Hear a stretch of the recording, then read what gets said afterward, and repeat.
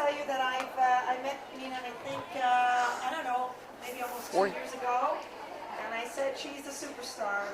Why? Because she has conviction and she follows through, and then once she does it right, she teaches others how to do it right. So I think you're in for a very, very big treat from somebody who will inspire you, not only in your heart, but inspire you in your mind to move forward. Taylor is the founder of Chevrolet and Net Institute and director of Torah Life Strategies. She is an author of Coming Full Circle and Scripture Twisting. Penina is a renowned speaker, educator, and life coach whose dynamic and engaging style, and you will see that has inspired thousands of Jewish people from every walk of life. Penina's newest book, Living Intentionally, is due to come out this fall. So God willing. Follow Penina. I'm sure she'll, if you give her your names and email addresses, she will let you know when this exciting book is coming out. Yes. So Penina will be discussing who am I, where am I going, and she'll help you create smart goals and reach them. Thank you.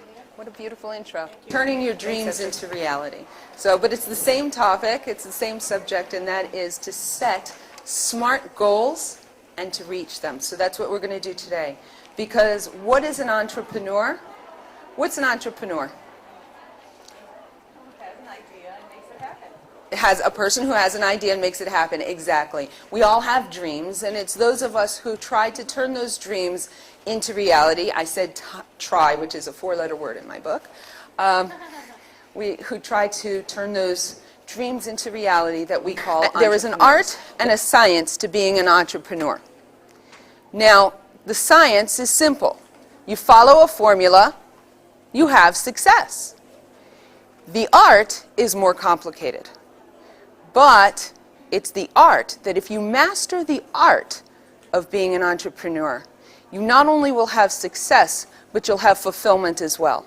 And that's like what a lot of things, like the rabbi was talking about this morning, about how it's important for us to remember that, you know, in our pursuit of our business and our money, that we still have to create a warm Jewish home with a Torah environment. And that's what I consider to be fulfillment. And you'll see throughout the course of this workshop, when I'm quoting somebody talking about, you know, being successful or money, I'm not just talking about money. Success looks different for different people. Sometimes success is simply being able to do what you want, to really enjoy it, and you know, okay, a little bit of money comes in, that's helpful because that's a tool to get the things that we need in life.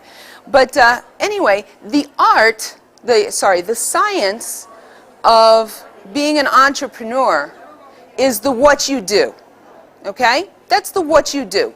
The art of being an entrepreneur is the who you are and the how you make it happen, okay?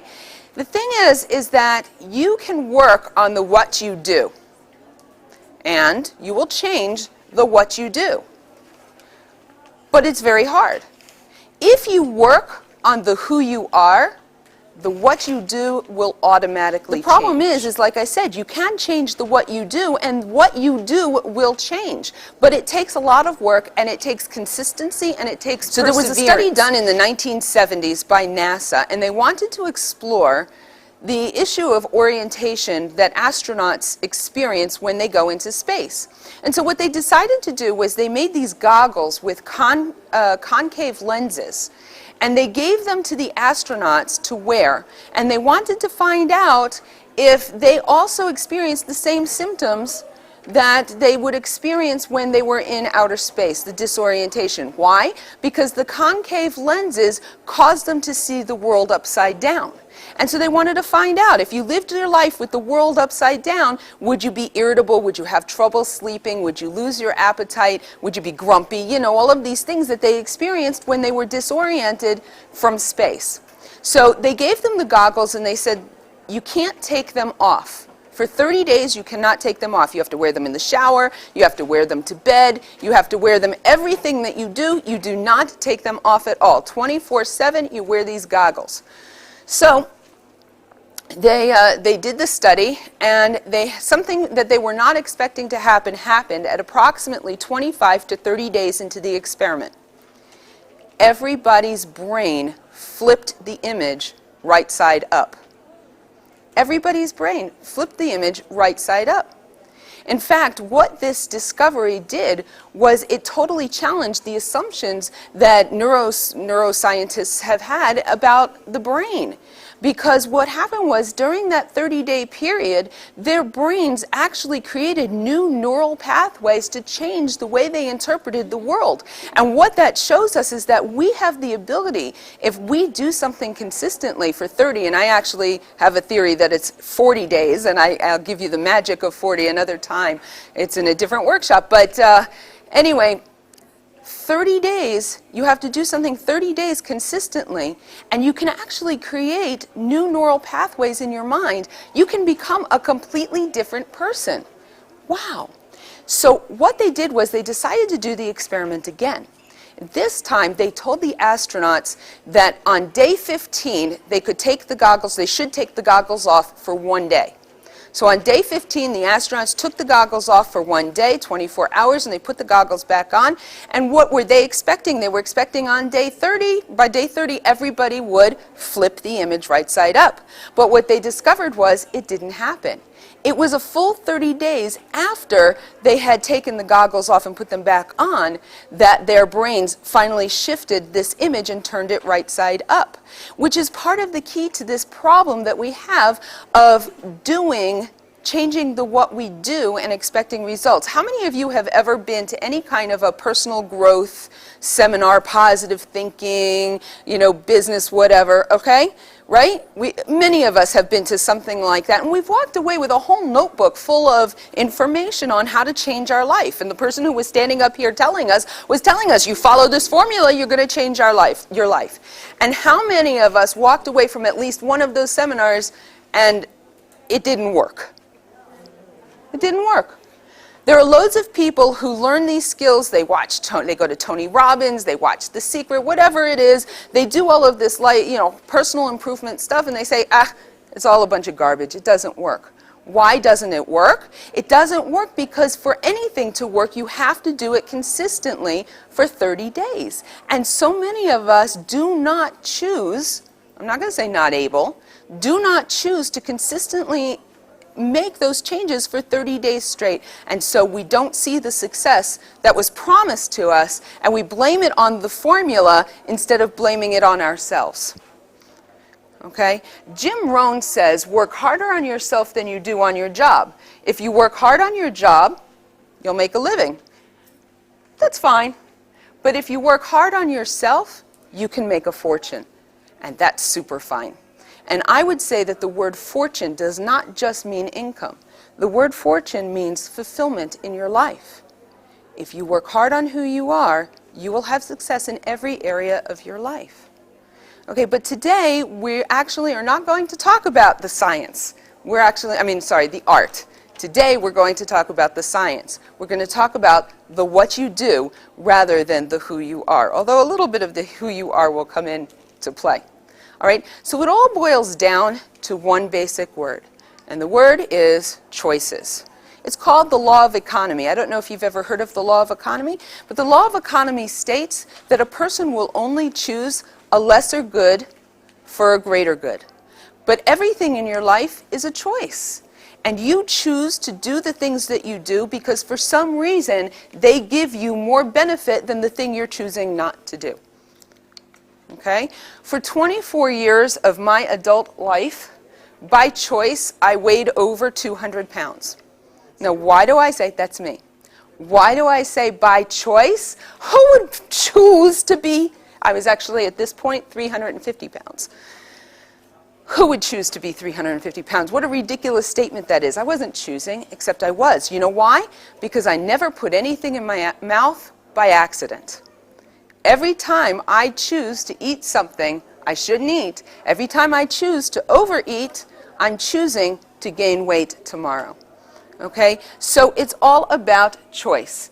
And if we choose not to set goals, which is what I'm going to be talking to you about today, if we choose not to set the goals, then the consequences in the end are not going to be good. All right? So how did I do that? How did I lose that weight? Well, I'm not going to tell you how I lost the weight, but I am going to tell you the formula that allowed me to lose the weight. Okay? And this is all you have in your packets towards the back of the packet. Don't read through it while I'm talking, but there's a notes page, and this is listed there. Okay? So here's the thing. It wasn't until I wrote it down, I put a date on it, I listed the obstacles I had to overcome, I identified the groups, the people, groups, or organizations that could assist me in accomplishing the goal that I wanted to achieve.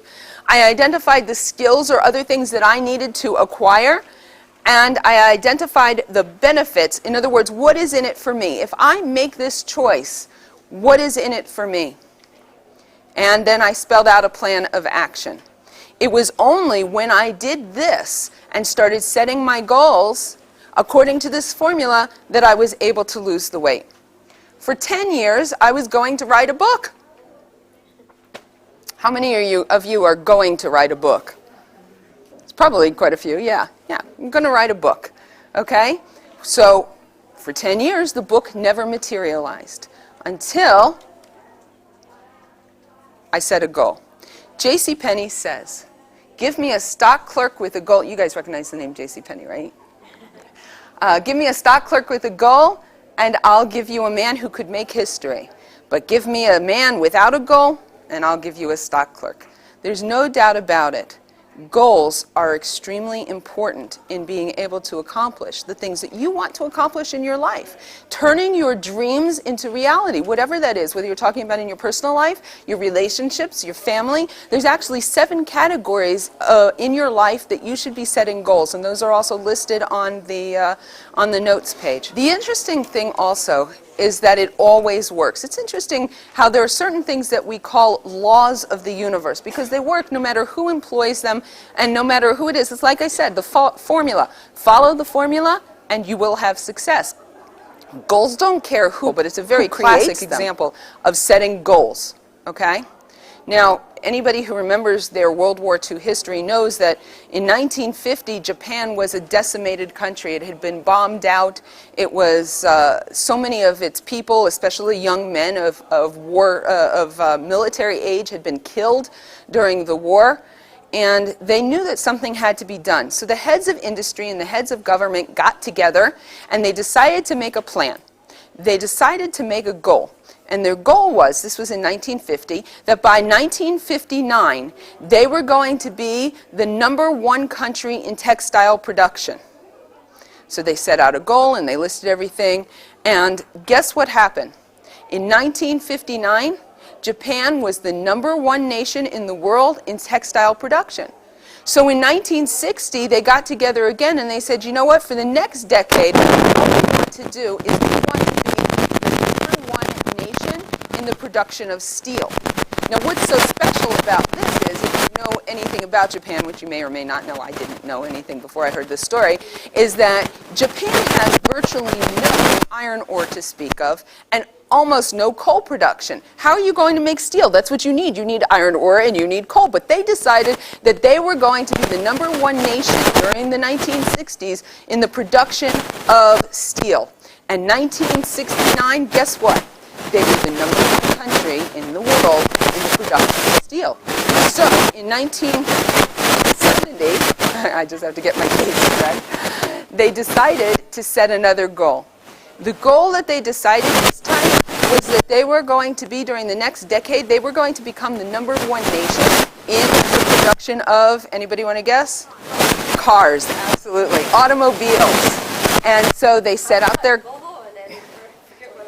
Toyota, Datsun, right? Okay, so they said, they created their goals on how they were going to do this and put it into action. And guess what? Well, they missed it by 1 year. It wasn't until 1980 that they were the #1 nation in the world in the production of cars. In 1980, they got together again and they decided to set another goal. I don't know what they did in 1990, but in 1980 they decided to get together and set another goal. And this time it was to be the #1 nation in the production of computers. That's right. And if you look around a room, well actually, I don't know if you can see what brand my computer is, but it's Sony. And they made it. In 1989, they were the #1 nation in the world in the production of computers. Okay, and that's the point. The point is that when you set a goal, your dreams can become realities. If you choose not to set the goal, then how are you going to get there? You have to write it down. You have to put a date on it. You have to list the obstacles to overcome. You have to identify people, groups, and organizations that can assist you. You have to, what order did I put this in? Identify the skills that you need to acquire, if any. You have to identify the benefits. In other words, that's the what's in it for me or someone else. It doesn't have to be me. It could be if I do this, it's going to benefit my children. Or in my case, I am considered a social entrepreneur rather than a business entrepreneur because I start organizations that answer social problems, right? So in my case, the what's in it for me is really the what's in it for Klal Yisrael. But identify the benefits because that's the fuel that's going to keep you going. When things get difficult, that's what's going. You're going to look at that and you're going to say, that's why I'm doing this. That's right. And then you have to spell out a plan of action. Okay? It's simple. All right? You just follow the formula and it'll happen, but it takes a lot of work. If I were going to ask you what's 3 times 3, pretty much everybody in here could come up with the answer immediately, right? But what if I were going to ask you what's 4,128 times 230? There's probably not anybody in the room that would come up with the answer as quickly as the rest of us came up with 3 times 3, right? But if I said take out a piece of paper and write it down and use your pen and paper and figure out the answer, almost all of us could figure out the answer eventually. And again, that's because there's a formula. There's a way you do it, and it works. And so it's the same thing with a goal. It doesn't matter what the goal is. There's a formula. If you do it, you will have success. All right, so when I started to write the book, I took precisely the same steps I'm talking about. I wrote it down, I put a date on it, I listed the obstacles. Is this getting repetitive? There's a reason for that. That's the way we learn. When we hear something over and over and over again, we remember it. I identified the people, organizations, or groups that could help me to accomplish what I needed to accomplish. I spelled out a plan of action. I changed the order. I identified the skills that I needed to acquire, and I identified the benefits, what's in it for me. Okay? So this reminds me of a story. One of my mentors, a man named Zig Ziglar, I don't know how many of you have ever heard of him, he tells a really, really funny story about how when he was growing up in the South during the Depression, one day he was at a friend's house and the cook brought out a tray of biscuits. Except the problem is that the biscuits were about as thin as my cell phone, probably without the cover, but, you know. And he said to the cook, he said, "What happened to your biscuits?" And so she said, "Well, I'll tell you about the biscuits. You see," I got to put on my southern accent in order to make this work, right? She said, "You see, they squatted to rise and they got cooked in the squat." How many of you know people who have gotten cooked in the squat? What do I mean by that? Well, you see, they put out their goals and they've decided they're going to start working on something, they're going to accomplish something, they're going to put together a project, and they say, but you know what? The kids are almost out of school. That's the time we're at right now, right? The kids are almost out of school. I'll wait until the kids are out of school and then I'll really get busy. Summer vacation, I'll be able to put in the time that I need into this project. So the kids get out of school and you know what happens? Oh my gosh, I got to take them on a trip every day. I got to entertain them. How am I going to do any work while the kids are at home? So what I'll do is I'll wait until the kids get out of school, right? Or go back to school, thank you. Go back to school. So the kids go back to school and suddenly they realize, well, you know, it's almost Elul. And the kids have an Elul project for school and I've got to support them. And then it's Rosh Hashanah.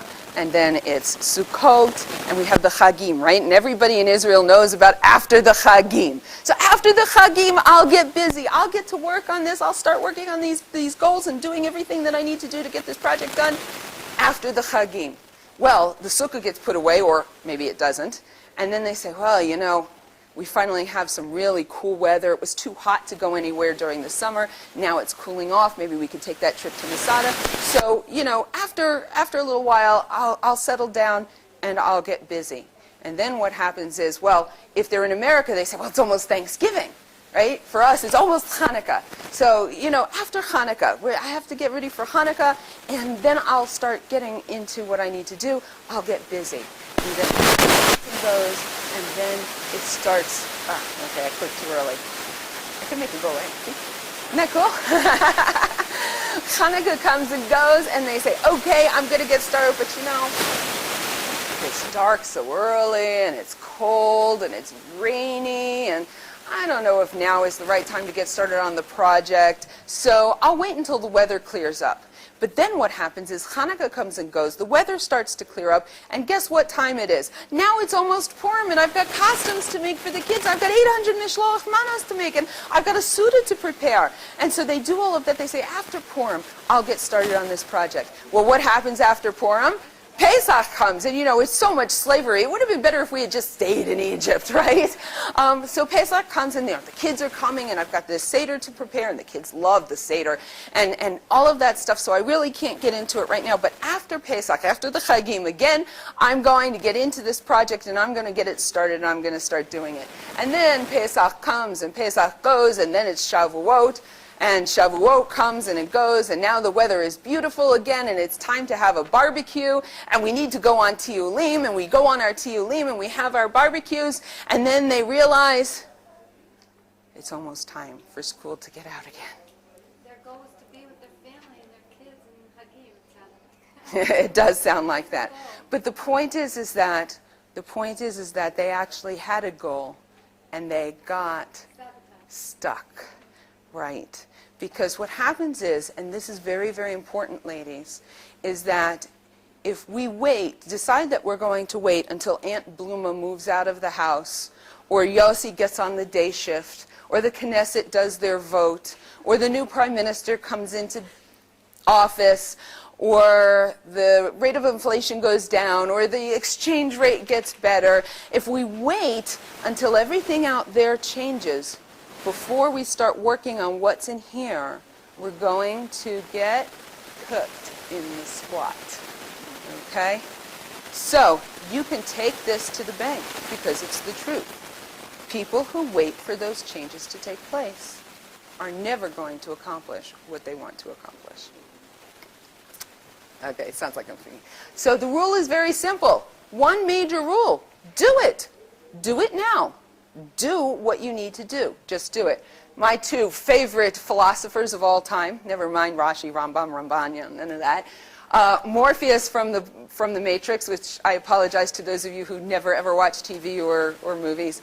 But he's in this scene and he just says to the guy, stop trying to hit me and just hit me.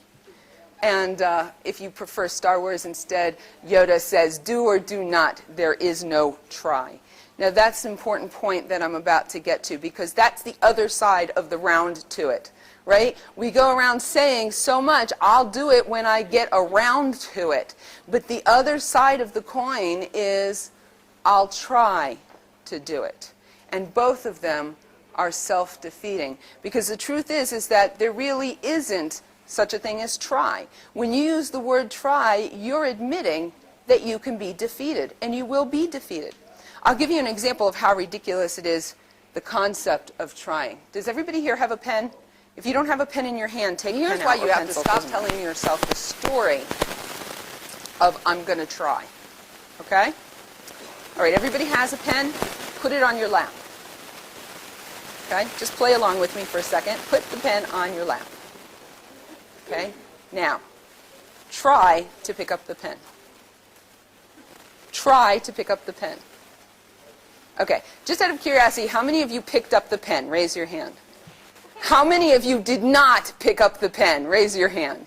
Okay, there is no try. It's ridiculous. Either you did it or you didn't do it. But as soon as I use the word try, you see, I implied that it might not be possible. And so some people didn't pick up the pen at all. Now you might say, well, wait a minute, Penina, because I know I have a couple of people who are like, wait a minute, Penina. Picking up a pen is not hard.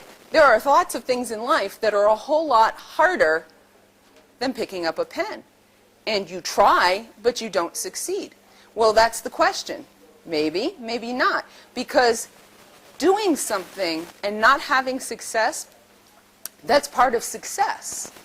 But if you go into something thinking that you can't do it, or that there's the possibility that you will be defeated, chances are really good that you will be defeated. Thomas Edison says, "I have not failed 1,000 times. I have successfully discovered 1,000 ways not to make a light bulb." Okay? So there is no try. There is do or do not. And if you do and you fail, that's part of success. You can't have success without failure. And if you're afraid of failing, contact me afterwards. There's at least 2 people in this room besides myself who are coaches who will help you get over those fears. All right, I'm going to show you a very short video. I don't know, is there anybody in the room who does not know who Michael Jordan is? Yes. Okay. Michael Jordan is probably the most famous, most successful professional basketball player in United States basketball history. Okay? He was an idol to so many that, you know, he has his own sports clothes lines and everything like that. Very, very successful, very good athlete. I've missed more than 9,000 shots in my career. I've lost almost 300 games. 26 times I've been trusted to take the game-winning shot and missed. I've failed over and over and over again in my life. And that is why I succeed. The reason that people don't succeed in life is because they never make the choice to do it in the first place. Okay? We make up excuses as to why we can't get started. And actually, in the end, it's fear, almost always. It's fear that stops us in the first place. I have one more short video.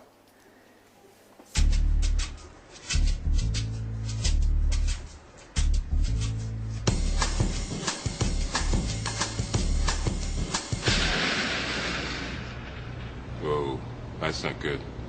Oh, I don't need this. I'm already late. Somebody will come. Anybody out there? Do you have a phone? No. Sorry. Somebody! Hello? There are 2 people stuck on an escalator and we need help. Now, would somebody please do something?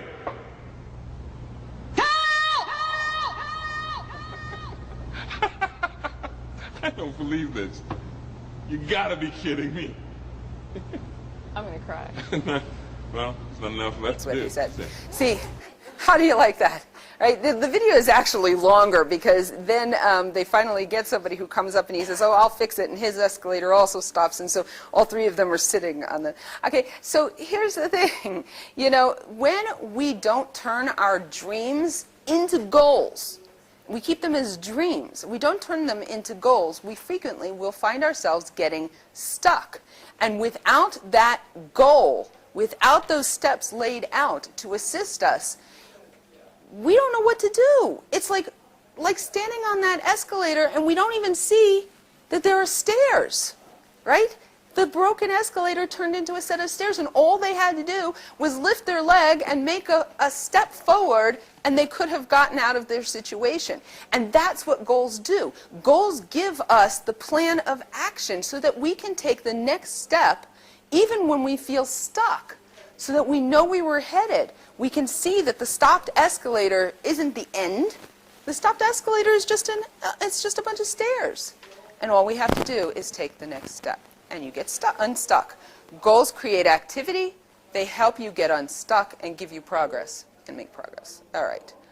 All right, now I'm going to give you 2 formulas for setting goals, and if you follow these formulas, you will turn your dreams into reality. Now, the one, I've already told you 3 times. We'll go over it one more time before we get to the end of here. The other one is what I call SMART goals. Actually, it's not original to me. A lot of people teach this formula.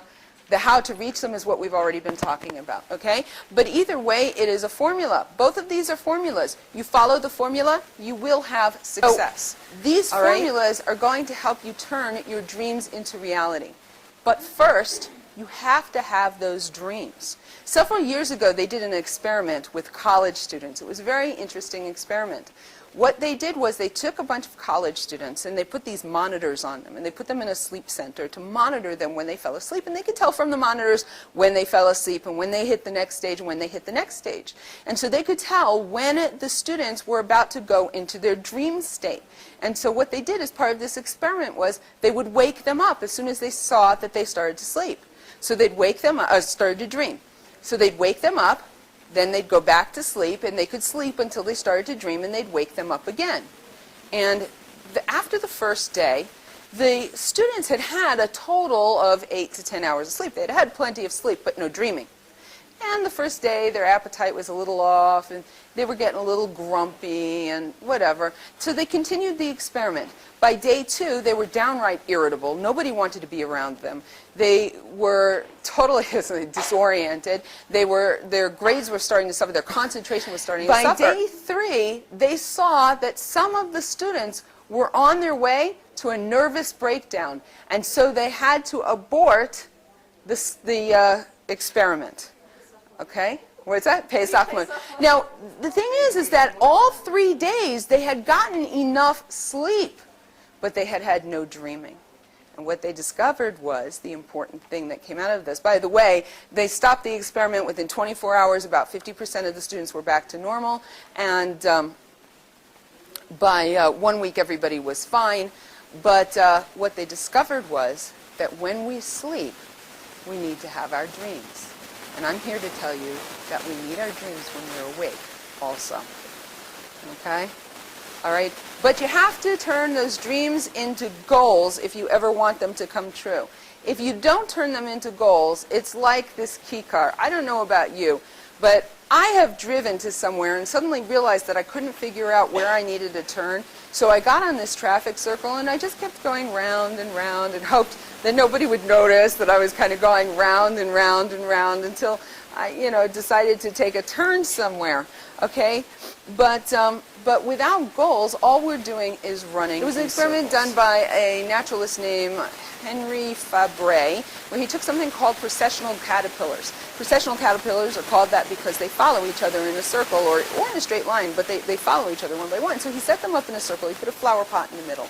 And they started going around and around the flower pot. First day, 24 hours, just around and around the flower pot. Day 2, day 3. Finally, he put a bunch of pine needles in the center of the flower pot. Now, pine needles are the food of the processionary caterpillar. And the caterpillars, even though the food was in the pot, kept going around the pot. Day 4, day 5, day 6. After a week, the caterpillars all died from exhaustion and starvation, and they were only 6 inches away from their food source. And that's what happens to us. We just keep going round and round. Got it there. But goal setting. We use the acronym SMART. When you're going to create a goal, which you're then going to break down into those other action steps that I gave you, the goal needs to be specific, measurable, attainable, relevant, and time-bound. Okay? Now, I just want to tell you, you have a worksheet that combines both of these formulas in your packet. You're welcome to sign up for my weekly newsletter. I can email you any of the worksheets that are in the packet if you want blank ones to be able to print off and use again. And, okay, so, specific. Goals have to be specific. Can you imagine if you were in a sports game and somebody said, oh, the goal is somewhere out there in that field, but they didn't define where the goal was? How could you ever score a point? Sure, if you run in that direction, you might accidentally score a point occasionally, but you're never going to actually be able to win the game that way. Okay? So the goals have to be specific. This is not a specific goal. I want to write a book. Would you agree with that?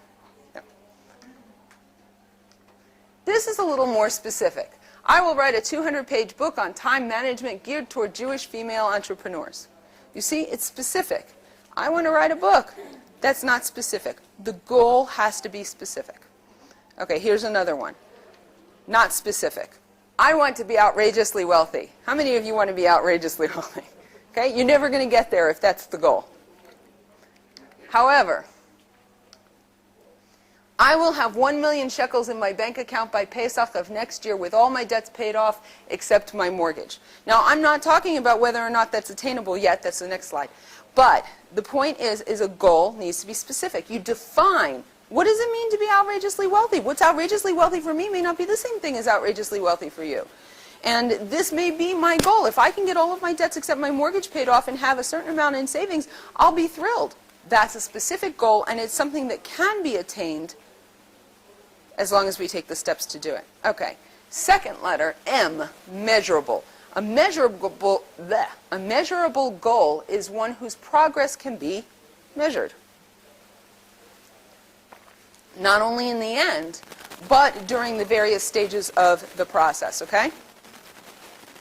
So you can take a look at where you're at now and compare it to what the goal is, and you can see how far, how close you are to obtaining the goal.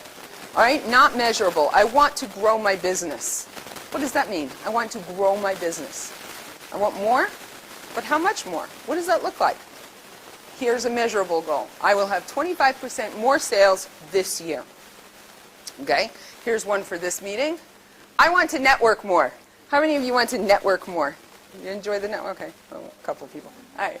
I want to network more. How about this? I will attend 5 networking events and hand out at least 300 business cards at those events. That's measurable. Go to 5 events. Now, there's no time on there, but 5 events, 300 cards, that's measurable. How many events have I been to? Maybe I've been to 1. Maybe I've been to 2. Okay? The goal can be anything as long as it's your goal. But it needs to be specific, measurable, and attainable. Okay? It's important to set both big goals and small goals. If you constantly set these huge goals that aren't reachable, you're just setting yourself up for failure. Let's say, for example, I have the goal of setting, I'm going to lose 20 pounds. Okay? I want to lose 20 pounds. What would be an unattainable goal referring to losing 20 pounds? In a week. I put 3 days. Good. Okay. I want to lose 20 pounds in 3 days so I can wear my gray suit to the conference. That's not attainable. That's ridiculous. It's not even a stretch. It's important to have some goals that stretch you. But you've got to have goals that are attainable to some degree or another. Otherwise, what's the point? If they're not attainable, then you're setting yourself up for failure. Okay? So what would an attainable goal having to do with 20 pounds? Maybe I'm going to lose 20 pounds over the next 4 months, or I'm going to lose 20 pounds by the end of the year. I know we're running out of time, so I'm going to try to get through this as quickly as possible. Jack Canfield says that you also have to have one big, hairy, audacious goal. Now, you'll see in the packet that I gave you, instead of he calls it a BHAG, and I'm calling it a BHAG also, except I'm crossing out the word hairy, and I'm making it holy, okay, because we're holy. You have to have one big, holy, audacious goal. Something that is attainable, but it would be a major breakthrough for you to be able to accomplish it. Now you take that, and there's a worksheet for it in your packet, you take that and you break it down into smaller, achievable goals, right? Each step of the way. And in fact, on the instruction sheet, I tell you to take the formula sheet, attach it to the BHAG sheet, and then you have your goals for that big, holy, audacious goal. The R is relevant, okay? But what does it mean to be relevant? How many of you have ever written a life purpose statement? I expected you to have one, okay? A life purpose statement. Do you even know what a life purpose statement is? Well, I actually was supposed to have a life purpose statement in your packet, but it got left on my desk at 3 o'clock this morning. If I was taking a trip to Germany, a road trip to Germany, would it do me any good to have a map of New Jersey? No. A life purpose statement, you should have one for your own life and one for your business. That's what we usually call a mission statement, right? What's that? It is the Torah, but within the framework of Torah. I mean, that's a very nebulous goal. My life purpose is Torah. Okay, well, what does that mean? Does it mean that I work in Kiruv, that I work in Chinuch? Does it mean that I'm going to start an organization that's going to hand out free Tanakhs to non-religious people? What does that mean? Torah is my life purpose. See, even within that, that's such a huge kind of nondescript thing. You have to write out, what does that look like? You know, I can have a map, but if it's, I mean, you know, I can be just driving around that circle. So what I'm telling you is that, and again, I'll email them if you request, if you do a life purpose statement, you will then be able to say something along the lines of, my life purpose is to use my ability to speak and my creativity in order to help Jewish young people to realize the beauty and the gift that they have in Torah. Now that would be a life purpose statement that is totally Torah-centered, but it's specific. And then what I can do is everything that I do is relevant. Remember we said relevant. It's relevant to that life purpose statement. So if somebody comes along and says, I know you need some money, or I know you need to do whatever, and how would you like to come work in a jewelry store? It's probably not the best example, but I would stop and say, you know what? Jewelry store? That's not really relevant to me. I don't think that I'm going to do that. I'm going to look for work, maybe writing stories for Mishpacha magazine, or maybe something else, but I'm going to look for work that's relevant to what my life purpose is. Okay? Now, I'm not going to go into the details of doing the life purpose statement because that's what I do in a one-day workshop, part of a one-day workshop or private coaching. You're welcome to contact me. You've got my card on the packet, and we can talk. All right? So here's a goal that is not relevant to Penina Taylor. Over the next month, I'm going to start a gan in my home. That's not relevant to me. I'm a grandmother. I'm a speaker. I'm a writer. But what I am not is a daycare provider. Now, it may be a relevant goal for you. If you have young children and you want to make your parnasa in your home, providing socialization for your child, then this would be a completely relevant goal for you. But for me, it's not a relevant goal. A relevant goal for me would be by the end of the year, I will speak to 100 high school groups about turning their dreams into reality. That would be a relevant goal for me. Okay? And the last one is it has to be time-bound. Because if you don't put a time on it, if you don't set a limit to when you're going to accomplish it, then you're just going to say, well, someday.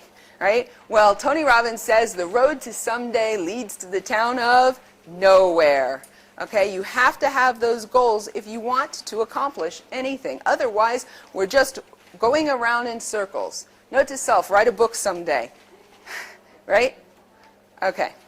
So, here's an example of my SMART goal. I'm going to write a 200-page book on living intentionally aimed at the religious Jewish audience and having the manuscript ready to be submitted to the publisher by Erev Rosh Hashanah. Is it specific? Is it measurable? Is it attainable? Sure it is. It's attainable. Is it relevant? And is it time-bound? Erev Rosh Hashanah. Of course, I'm not going to submit it on Erev Rosh Hashanah, but it'll be ready. Right, okay, so now that we've got a goal, how do we achieve it? Well, like I said, there are 7 steps to achieving the goal. You have to write it down. You have to put a date on it. Does this look familiar? List the obstacles you have to overcome. Identify the people, groups, and organizations that can assist. Set a time limit. Identify the benefits. Spell out a plan of action. And you have to follow the rule of 5. Do 5 specific things every day to move your goal forward. You'll see in the packet there's something called Blueprints for Tomorrow. My son is actually writing a smartphone and tablet app for this that we're going to put out there for Blueprints, okay? And here's the thing, all right? You have to know what tomorrow is going to look like before tomorrow, okay? It would be like if you were to build a house without knowing what the house looks like. Imagine you're sitting there piling some bricks, right? And your neighbor comes out and says, what you doing? Oh, I'm building a house. You're laying the bricks, right? Oh, I'm building a house. Oh, really? What kind of house? Well, I don't really know yet. I'm just laying the bricks, you know? How ridiculous is that? How many of us get up first thing in the morning and we're like, I wonder what's going to happen today. I don't know. What's my day going to look like, right? So I have constructed a sheet called Blueprints for Tomorrow, and you can see it in the packet where you can write out not only what the day is supposed to look like as far as appointments, but what you want to accomplish and what you're going to be grateful for that day. Now again, this is part of a completely different workshop, but it's very, very important. What you focus on determines what happens in your life. And so it's really important that we get up in the morning, and of course we say Moda'ani, we thank Hashem for allowing us another day to exist. And then I want you to think, I think there's 5 things on the blueprint sheet, 5 things that you're going to concentrate on that you are grateful for today. Now it'll probably be easy the first week. After that it gets a little bit more difficult. But concentrate on 5 things that you're grateful for, because it will change your entire life. Okay, one last thought, because so many of us get discouraged, and I want to leave you with this moment, with this little story of encouragement. Okay, how many of you ever go by the train station that they're building between the bus station and Penina Taylor? All right, you've seen it? When you go there, have you ever looked through the little window to see what's going on down there? What does it look like? It's a great big hole, right? How many times in your life have you thought you were headed down something? I've started this project. I'm going to do this. I'm making these goals, right? And you look at it and you say, my life is not a train station. It's one big hole, right? You look at your bank account. It's one big hole, especially in Israel, right? But if the people who had constructed, who were in charge of building the train station, saw that train station as a whole, nothing would ever happen. But you notice that in addition to the great big hole, they have a sign with a picture showing you what the train station is going to look like. Because they not only planned it out and they know what it's going to look like, but when they see the hole, they don't see a great big hole in the ground. They see a train station. How? Because this is what a train station looks like at this point in the process. The bigger the project, the deeper the hole, the longer it's going to take for the structure to be built around it. So if you're somebody like me who is building a reputation in your business and you know, there may be a lot of groundwork that you have to lay. Don't look at the great big hole and see a great big hole. Look at the hole and say, this is what a train station looks like at this point in the process. And since I've given you quotes from everybody else under the sun, I'm going to give you a quote by me personally. A person can do the impossible if she has enough reason to make it happen. Take that home with you, and thank you for sitting. Really appreciate your patience.